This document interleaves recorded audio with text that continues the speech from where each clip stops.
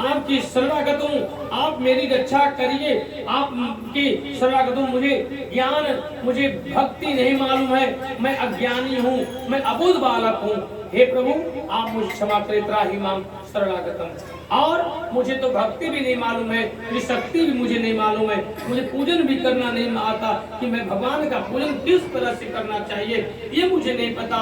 तो मुझे क्या मालूम कि आप कौन है? आपकी महिमा को, आपकी लीला को तो ब्रह्मा भी नहीं समझ सके। हम तो मनुष्य हैं, हम तो इंसान है प्रभु। आप तो मेरी कृपा, मेरे ऊपर कृपा करिए और मेरे धन को धन कर दीजिए। बनिए की बात सुनकर भगवान ने जो है वो प्रसन्न हुए और बनिए से मूढ़त्वाम समझाने, तुम हे स्वाद अहंकारी इधर कोई नहीं, और तुमने तो अपने धन पे अहंकार किया।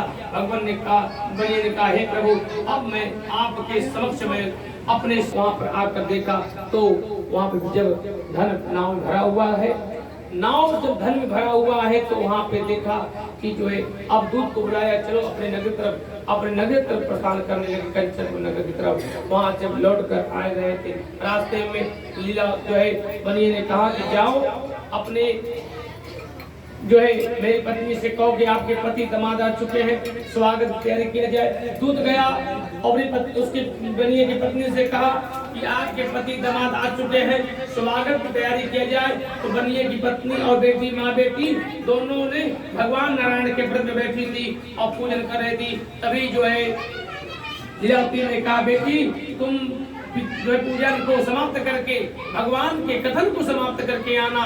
मैं तो जाती हूँ, कथन को अधूरे पे छोड़कर भगवान की कृपा से वह अपने पति से मिलने गई। वहां जाकर देख रही है क्या कि उसके पिता तो बाहर खड़े हैं, मगर उसके पति जल में नाव सहित अदृश्य हो गए हैं। बोलो राधे राधे। लीलावती की बात सुनते सुनते कलावती आई और कलावती ने अपने पति को ना देखा, अपने सर को भूमि पटकने लगी और भगवान से जो है प्रार्थना करने लगी कि हे प्रभु, मेरे साथ ऐसा क्यों होता है, मेरे साथ ऐसा क्यों होता है, बार बार मुझे ही दुख क्यों मिलता है। बनिए ने अपने कलावती ने अपने पति की पादुका